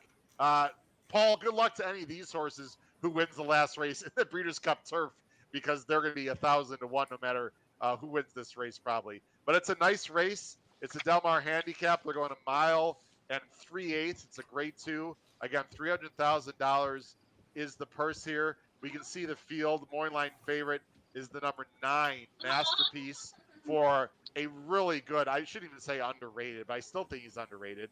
Awesome trainer in McCarthy and a very good rider in Cedillo. Dylan, let me switch the screens here. Sorry, I'm doing a lot of things at once. You know what that's like. Dylan, you're going with the 9. You're going with Masterpiece on top. Yeah, I'm eating some chalk. I would say in my pick fives, this is a race, I might wheel like the last leg of a pick 5, Sure. which is sort of typical in my style, especially when the pools are substantial. Yeah, I mean, this horse, the resume speaks for itself. Third in the Breeders' Cup Juvenile, he was 6-1, had some trouble, steadied. In another race, I think he was like a length in back of United, who's one of the best marathon, West Coast horses in California. And it's going to be interesting. He was second to Astronaut, so I'm anxious to see how Astronaut does in race 7, and that might put me in it might change my thinking to be a little bit more aggressive based upon how Astronaut runs. But yeah, it's an obvious favorite, and I would say probably most of my tickets I'm going to go single, and then I'll have probably the other 50% I'm going to go all. Interesting. I think he is the most likely winner. I agree with you there. A-Roth has a good question. We got to ask you this, Brady, because I didn't want to bring it up, but I'm sorry, by the way. I know you guys we can't see your face on the bottom of the screen. I'll take it off. Brady's picks are correct. If you really like Country Grammar, I guess I'm going to push back a little bit and say, why wouldn't you use him as a stronger in your ABC then? Oh, sorry. I don't think I got the ABC format correct in that pick order. So I did them in numerical order. So that may have been a mistake on my end. Oh, I see. Okay. Yeah. Oh, all right. I thought you said to my bad. Okay, that clears it up. Brady, when I put my when I looked at this race, Brady, and I said, you know what? I know that the 9 is the best horse, Masterpiece, but he's gonna be overbet. By the way, forget that 3-1, Dylan. I think Masterpiece is more like 9-5. I think, in my opinion, and he can absolutely win. I was like, you know what? I'm gonna be creative. I really like this 2. Blah blah blah. And then if you guys look at the bottom of the screen there at the banner, I've got the 2. Brady's got the 2. Pete's got the 2. I guess that was just a clever selection. Brady. Billy Koch took us on the backside. This was back in 2021 Santa Anita Derby weekend, and we got to meet this horse, Golden Phoenix, in person, which I'm a sucker for that. Like, I love being on the backside. I love getting to see the athletes. In football, I can't go get this access to Tom Brady. I can't get this close to LeBron James, but I can go pet Golden Phoenix, and that's pretty cool. But this Billy Koch was really, really high on this horse for the Little Red Feather Partnership. And they had high hopes. I don't know. Maybe they thought this horse would be their next Breeders' Cup star. It's been a while since their first one. So I think they're really trying to get another star here. Phil D'Amato, Flavian Pratt. I was looking at some stats today. Flavian Pratt's the 4th winningest rider in New York with inferior horses as a whole. And so you're having Pratt fly back over across the country, back to where he's comfortable riding, getting 6-1 on the morning line on a horse that I think is as good as any in this field. And so I liked the price. I like the setup. I like the rider. I like the horse. And, Masterpiece is going to be tough to beat. Ex-Chad Brown runner. A lot of times you'll see in these ex-Chad Brown runners is they don't necessarily run as well as they were before they switched barns. And so that's an angle for me is, once we've left Chad or once we've left Baffert or once we've left Cox, I have a few trainers that I'm like, well, they're the best in the business. There's no way if this trainer can get this horse to win, there's no way somebody else is going to. And so I was a little against. I like the 2 post here. I think he's going to sit the trip. The other horse that I used on my ticket besides the 2 and the 9 was the 10 Master of Foxhounds. Going back to my boy, JJ Hernandez, who's going to get out, press the pace, maybe be up front. I don't know. He may be up front or sit second. And I think he's going to be there to have a say in the result in the end. I respect Master Foxhounds, but I've chased this horse too many times, Brady. I've had enough of this horse, but I hear what you're saying. I don't mind the pick. He's just not for me. I've chased him. I think he's been disappointing. I thought he'd be better. He just, I don't know. I prefer some others, but I hear what you're saying. Pete, let's go to you here real quick. You've got the two also. You can expound the virtues of the two Gold Phoenix if you like, or if you want to talk about Greg Dar, whatever you'd like to do, Pete. Yeah, no, the two. I think I'm pretty much riding with what Brady said. I like to pick up a Pratt. I like a horse. It's sort of a duplicate of an earlier statement of the horse that was too far back last time, still made a nice run, and now is picking up Pratt, who hopefully will get this horse in the position that it really wants to be in. D'Amato Pratt, I saw 40% win, 67% in the money in graded stakes turf races at Del Mar. So you get that combination together back again, like the old times. It brings back some good memories. So hopefully we can get that one home at a nice price. Yeah. And then by Greg the way, Dar Pete, again. short, Go ahead. Short run into the first turn. So Brady, you were talking about the post here. You do outside posts are real tricky going this distance. So Pratt is absolutely going to save ground. You really is much better to be inside with that real short run into that sharp first turn, Pete. Yeah, and that was sort of why. I mean, I like the 9 and the 9 and the 10 are good horses, and I sort of was like, if I could beat the favorite, and maybe that horse has too much to do, so I can maybe try and beat a favorite with it just because of the trip more than anything else. And then with the 3, Greg Dar again, another D'Amato Rispoli, 29%, 59% graded stakes turf. So there, again, that's a great combination. This one, I like the fact that 2 back, it was checked really hard. So that race looks crappy. Again, it's muddying up the form at a mile. So it was sort of out of it right from the start. But if you look before that, now you're talking, grade 2 had a, 92, crappy race, comes back with a 93, even though it was at lower company. I feel like maybe it's getting its mojo back a little bit. My only concern with this one, though, was that the 3 worst races, is it 3 or 2? It looks like 2. Well, there might have been another one down there that's cut off on my screen right now. The worst races are without Lasix. Now, I'm not a huge Lasix, non-Lasix guy, but every once in a while I'll spot it. And this one has had some of its not as successful performances without Lasix. So I wondered if that was a bit of a concern. There's 2 horses we got to talk about. And Paul, you're going to be involved in one of them, I believe. No. But, yeah, Paul, we got to talk about this horse. Paul, you have this horse second. I have this horse third. And, Paul, I know you're a sharp handicapper. It was very nice to know that someone else also believes in this horse. I'm going to say it flat out, guys. This is my long shot of the sequence. Dylan, put Tango, Tango, Tango somewhere. Well, you're going to use an all button on the backup ticket, so you're going to have this horse. Paul, I think this horse is absolutely fascinating. And I swear to God, I almost put him on top. And when I saw the morning line, I had money dancing in my head because this is exactly the horse that I like to use. Pete and Paul, you know this. This is exactly, ladies and gentlemen, the horse I like to use underneath, back-wheeled in my tries. I think Tango, Tango, Tango has a big shot to be at least in the money, Paul, this race. Yeah, they were just talking this morning on Steve Bick that Jack Sisterson is 0 for at Del Mar, and because he is the master of getting long shots home in stakes races. But, I think the last race might have been a little better than looks. I don't mind that he's stretching out. That's my daughter Martha contributing in the background. Yeah, that's no problem. I don't mind that he's stretching out. I like Declan Cannon. I like the second off, the layoff, and most importantly, Howard, as you said, I like the price. Yeah, I mean, listen, if you look real carefully at this horse, 2 back, he runs a 100 buyer basically. 3 back and going a mile and a quarter. I understand it was an optional 62K. I get it. He runs a 94. Dylan and Brady, if he can run a mid-90s at this distance, that puts him squarely in the mix right here. And then people say, well, Howard, what about the race at Belmont on September 18th? He was up close to a pace. He doesn't want to be up close to the lead. And that was Yabir and Soldiers Rising, who would destroy any of these horses. So, guys, I think Tango, Tango, Tango is absolutely fascinating in this race. I'm using him. I do like the 2 best because of all the things we mentioned.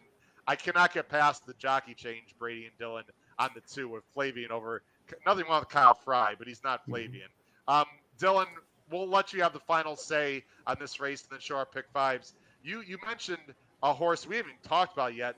We should give this horse some respect here. Tis a Magician, 4-1, which I think is crazy personally, but okay. 4-1, he's going to get the distance. They're throwing him on turf. What's your thought on Tiz Magician here, Dylan? Interesting entry. Yeah, you and I had a little private chat. Yeah, we did. Regarding I'm this assuming you horse. disagree with me, Dylan. I don't know. No, it's just an interesting spot for this horse to show up in. You know, he's been off for prior to last race, a year and a half, and he was beaten favorite last race, but only a length back. A little bit of those turf breeding there, but this horse certainly is going to be winging it out there, and like you said, can get the distance. It wouldn't surprise me. Does Mandela have another one in here, Dylan? I don't know if he does. Mandela. They would never use this horse as a rabbit. He's too classy a horse. No. Just for argument's sake, I'm just seeing if Mandela has another one. I don't think he does. Yeah, he spots his horses. No. Okay. He does not. Yeah. No. That horse almost won the Pacific Classic last year. Just a magician. No, I'm not poo-pooing the horse. It's a weird. I'm wondering why they're trying turf. I think they're searching.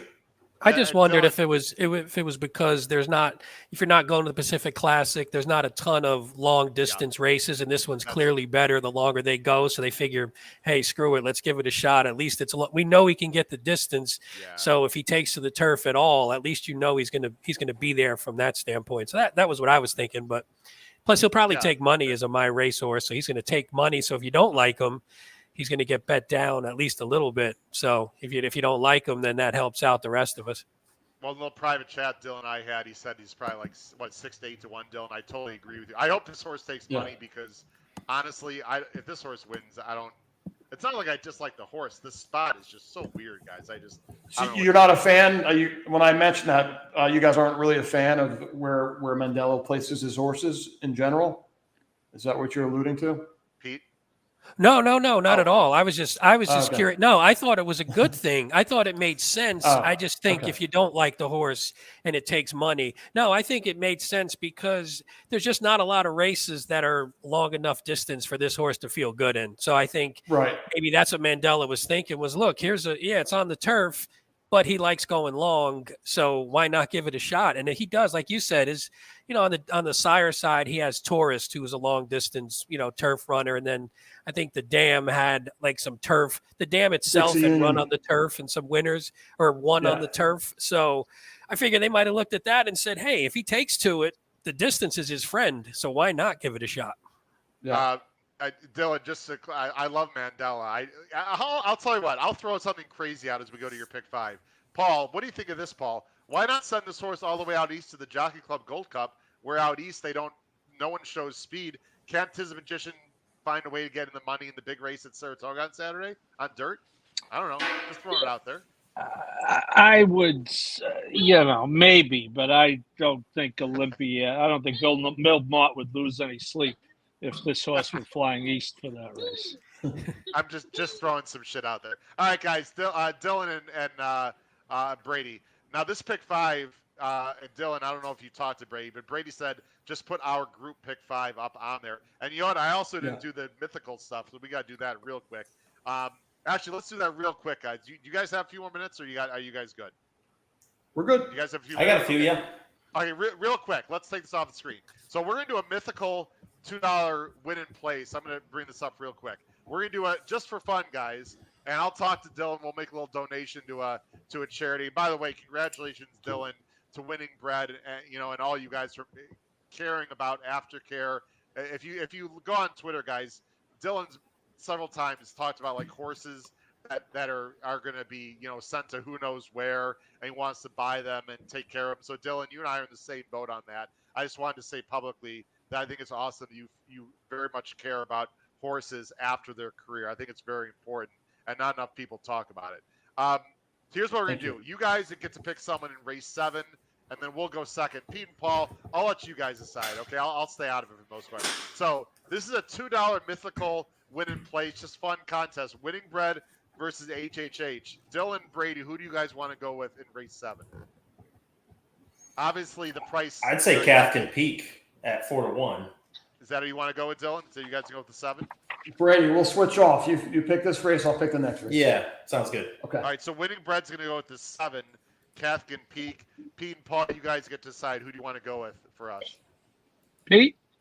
I was going to say the 7. I was hoping Brady wouldn't pick the 7. So I was, I mean, I guess you got to go, if we're going to go price, or I don't know. I was going to say Hong Kong Harry is probably the most logical just to bank some money in this one Yeah. if he gets the win.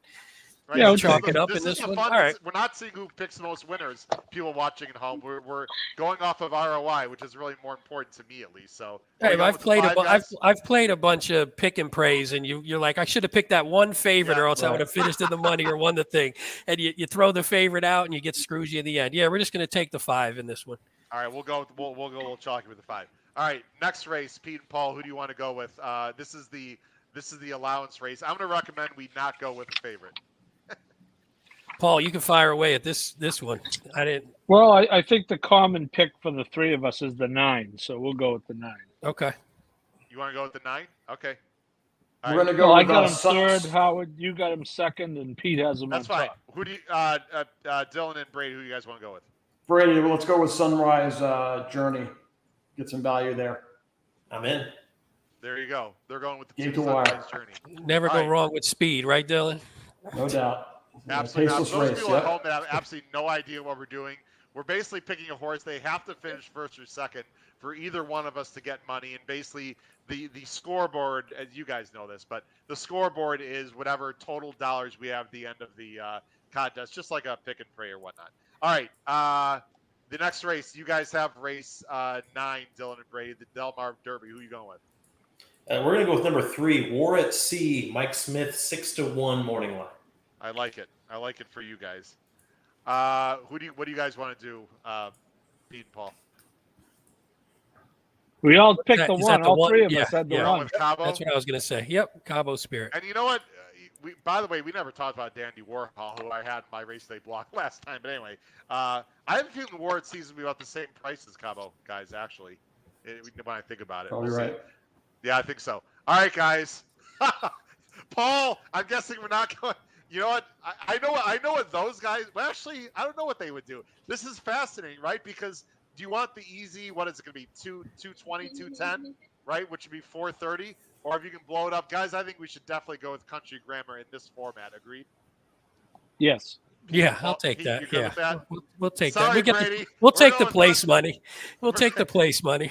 We'll take the free $4.30. Yeah, I mean, again, All right, that could be the difference, right, Brady? All right, Mr. Professional Horse Players, the bottom of the screen. Do you take Flightline in this contest situation? What are you guys going to do? Yep. By the way, is there show wagering in this race? No, sir. Just win place. No, not in our contest, but in this race. I'm assuming there's going to be. I don't know. Yes, there is. Watch for a late scratch. Watch There- for the there's late gonna be- scratch. there might be a Goldman negative, Sachs says they're putting $5 million on the show. Could you imagine there might be a negative show pool here? Oh, might be. I mean, I that's me. Crazy. Hey, with Flightline's medical history, he could, something knock on wood. But By the way, for the Yeah. record, if there is a scratch, Brady or Dylan, I'll text you. We'll figure that out for the little contest we're doing here. All right, what are you guys doing in this race? Winning Breds? Last race or No, this race. No, the Yeah. flight line race. Are you going flight? Flightline? Yeah, let's hopefully take the free square there. Contrast strategy 101. If the favorite wins, people have a hard time passing you. So we'll take Yeah, the absolutely. $4.30. I hear you. All right, last race, guys. That's you guys. Who are you going with? We're gonna go with the 2 Gold Phoenix. Damn it. Darn. Dang. All right. Are we going tango, Paul? Ooh. For the win. For the win. Oh, yes. I mean, Let listen, if he Pete, gets can you second, live with Paul, that? I think that's a Paul- great idea. Is Yeah, I he gonna think pull a Lexitonian? I think he can hit the board. If he gets Yeah. second, guys, he's going to pay $10 to place, right? If he Go can get him. second. Go Yeah. get him, I Howard. mean, the only other thought would be No, go for the long shot. we No, could go we're not taking. Masterpiece. No, we could go for the long shot. Masterpiece. I don't Nah. really like a lot of others in here, to be honest, guys. Just No, take go the with long the shot. 5. Yeah, don't be a punk ass, dude. Take the 5. Say it, Pete. Say it. It's your horse. It's your horse. I don't even like the horse. It's yours. All right, You we're got going to be a man tango, and step tango, up. Tango to dance all over your guys' asses in the last race. How's that? Yeah. All right, guys. Let's I like it. all right. Let's go to the pick 5 before people start leaving the show. Anyway, any real quick thoughts, Dylan and Brady? I guess this is more Brady's pick 5. Would that be fair to say? I don't want to be disrespectful, but this is the pick 5, Dylan, that Brady said was both of yours guys, even though you're singling Gold Phoenix on the end. But your thoughts in general on this sequence, guys, for the pick 5 in general. Yeah. It's a big day. It's a big pool. You want to be involved. You want to spread where you can, but you got to take your stances where you can too. And so I always like just being live into the last leg. And, you got to hammer your strongest opinions. And typically my strongest opinions are later in the card, which is why I don't like to blow my bankroll in the first 10 races generally. And so I try to spread a little bit in the early sequence and then get a little tight towards the end. Dylan, is this basically a pick 4? Is that how you're going to see this? Well, actually, you're almost turning into a pick 3, aren't you? Right? Because you're in a single masterpiece on the end. Is that you're going to play like a big pick 5, more like with 2 singles, or am I wrong about that? Yeah, I'll post my pick 5 on Twitter, and if you want to retweet it, that'd be cool. I might do like a $5 single, and yeah, something along those lines. All right. Listen, we really appreciate you guys coming on. Everyone stay online because Pete, Paul, and myself, we're going to talk about our pick 5 tickets. Any closing thoughts, Brady and Dylan? Stuff you have coming up with winning Bred, when people, what people should look at for Twitter, just anything in general with you guys coming up. Yeah, we're working on a lot of stuff right now. Like we said earlier, we're working on an app. We're working on the website. We're working on building our community. So give us a follow. We're on Twitter. We're on Instagram. We're on TikTok. It's at Winning Bred, BRED. And so give us a follow. Interact with us. We get a ton of DMs, and we're trying to answer every single one that we can. We want to help people. We want to educate you on how to handicap. There's a lot of tools out there. It's about how you use them. And so we want to definitely help out as many people as we can. We're going to start doing some more shows. We're only 2 months from Breeders' Cup, guys. And so there's going to be a lot going on. Howard, thank you for having us on. We really appreciate it. We really like what you're doing in this. Pete and Paul, thank you as well. We really appreciate you having us on. Thanks, guys. Great to meet you guys. It was great to meet you guys. Thank you again. My spokesmodel said it perfectly, so I'll ride his coattail. But it was great meeting all of you. Emails for that. I'll be looking for that email for my invitation to come on the show with you guys, because I think that'd be awesome to have some fun both ways.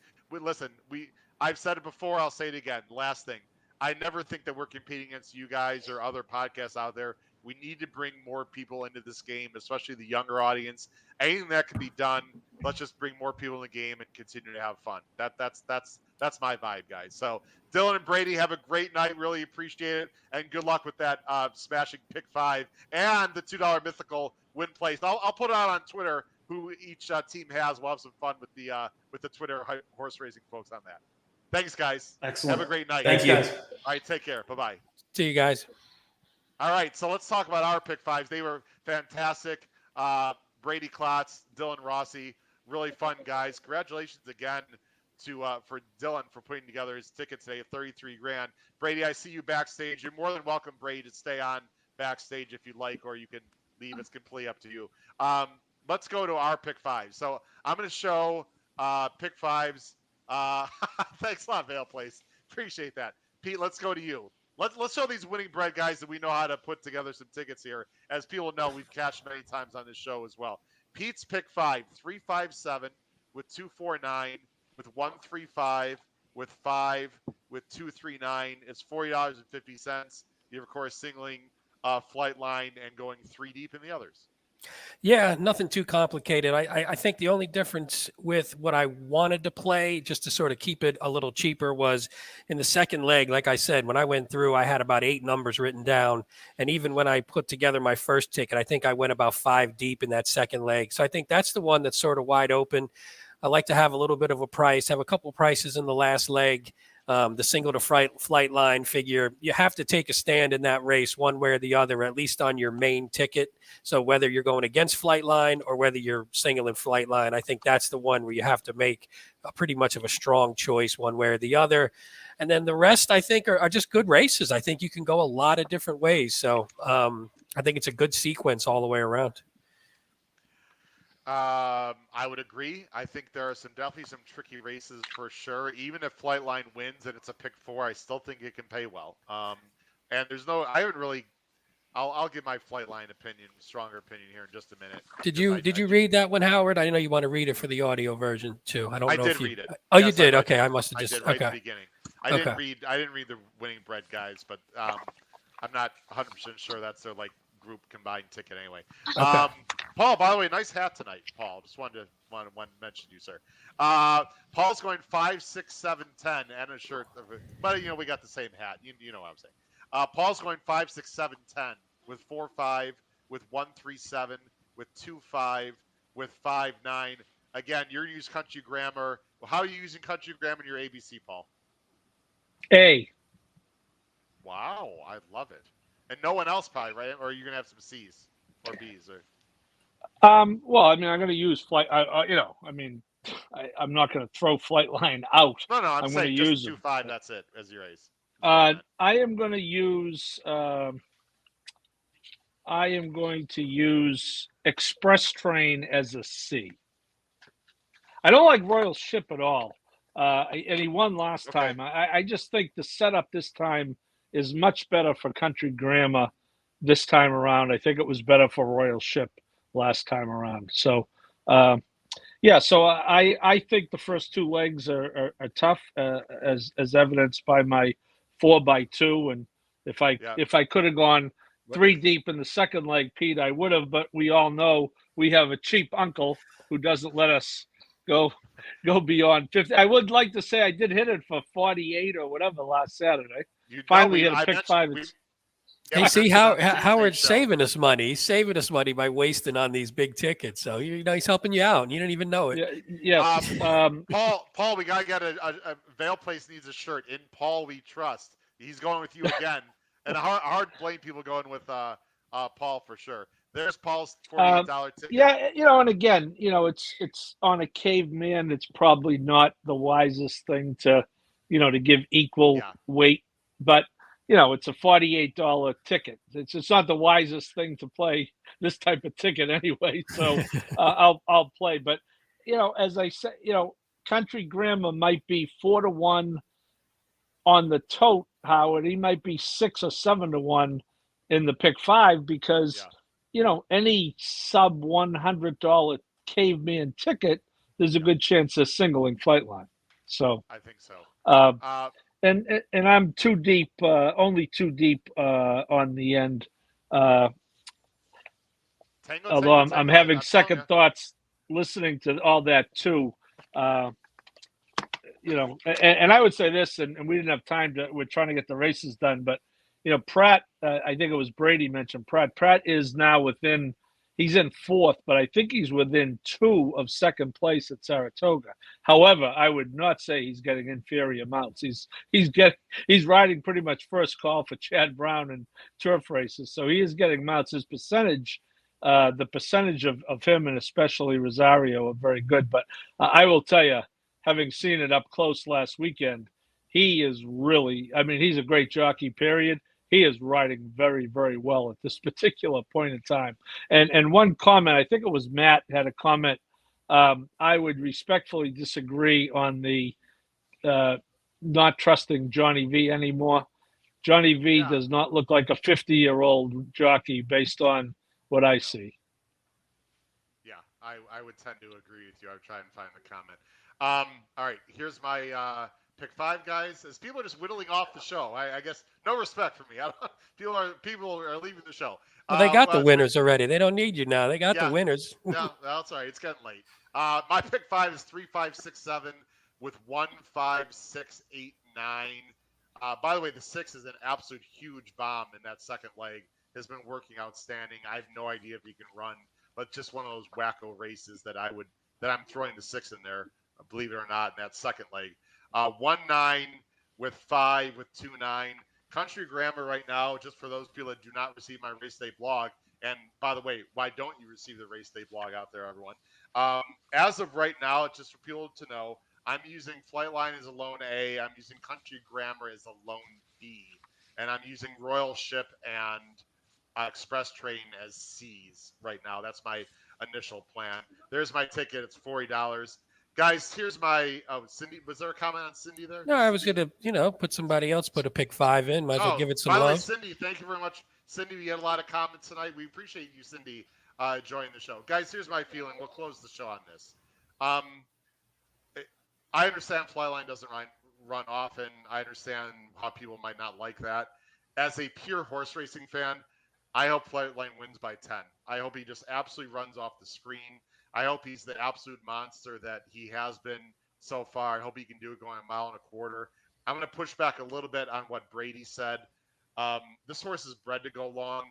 Pete and Paul, there's nothing this horse has done that says he can't go a mile and a quarter. Like, it's just, maybe he can't. We'll find out. But there's a part of me that really wants him to win and win big, because I think horse racing continues to need fun stories and great stories. And, you know, I asked a random friend today who's not really a big horse racing fan. He hasn't even heard of Flightline. Like, that's how crazy this shit is. And I don't, because they don't run them. Because they don't run them. I mean, he hasn't run in any real marquee races the that the Mile. public knows. Yeah. No. I totally get it. That's sort of my point.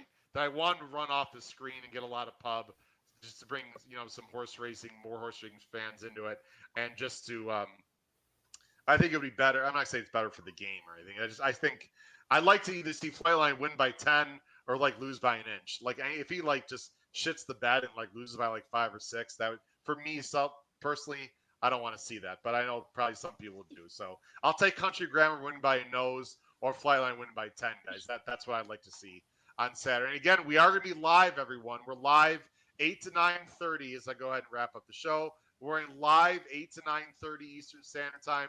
We're going to show the last 3 races, of course, and that will include the Pacific Classic. Paul, anything else? Paul, I'll let you, as the elder statesman, I'll let you close out the show. I will say it's funny hearing Brady talk, and he did a great job. But for someone who's just like watched the game since 2018, our perspectives are funny, aren't they, Paul?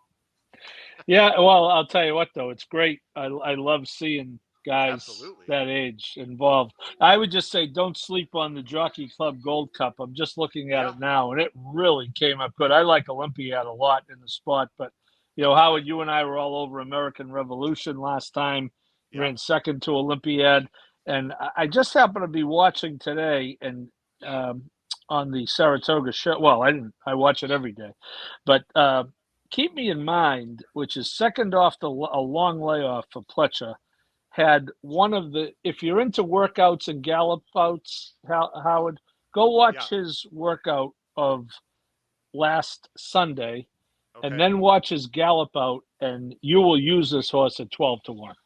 Oh, okay.